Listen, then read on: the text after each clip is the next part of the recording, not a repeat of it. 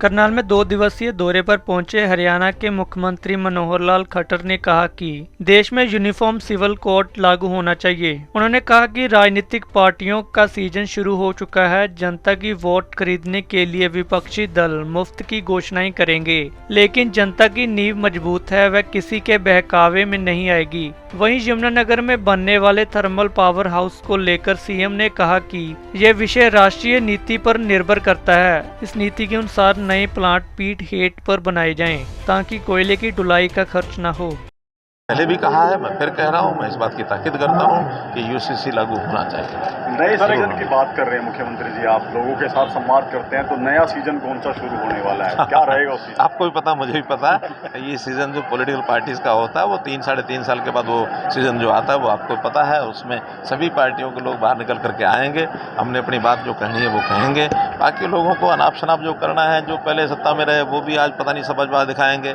जो आसपास के प्रांतों में जो कुछ कर रहे हैं, उनका ज़मीन पर कितना असर और कैसे लोग वहाँ परेशान होते हैं, वो जनता को आज भी पता है। मुफ्त की जो चीज़ें घोषणा कर करके और लोगों के एक प्रकार से वोट को खरीदने की बात वो करते हैं, तो इस प्रकार का जनता की ज़मीर बहुत मजबूत होती है, ज़मीर पक्की होती है। वो ऐसे किसी भी झांसे में आने वाले नहीं है। जनता सच को सच, गलत को गलत, ये कहने का अभ्यास। जींद में नव संकल्प रैली हो रही है सर, आज जेजेपी सब करते ही हैं, वो भी कर रहे हैं, हम भी कर रहे हैं, सब कर रहे हैं, सबको करनी चाहिए।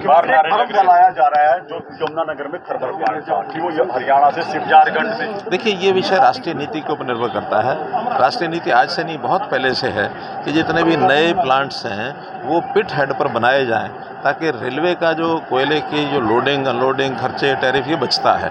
और उसके लिए बहुत से प्रांतों को वहाँ पर माइंस अलॉट भी की गई हैं, पिट्स अलॉट की गई हैं। हमारे यहाँ की जो पिट अलॉट की गई थी वो नक्सलाइट एरिया था, वहाँ पर काम शुरू हो नहीं पाया।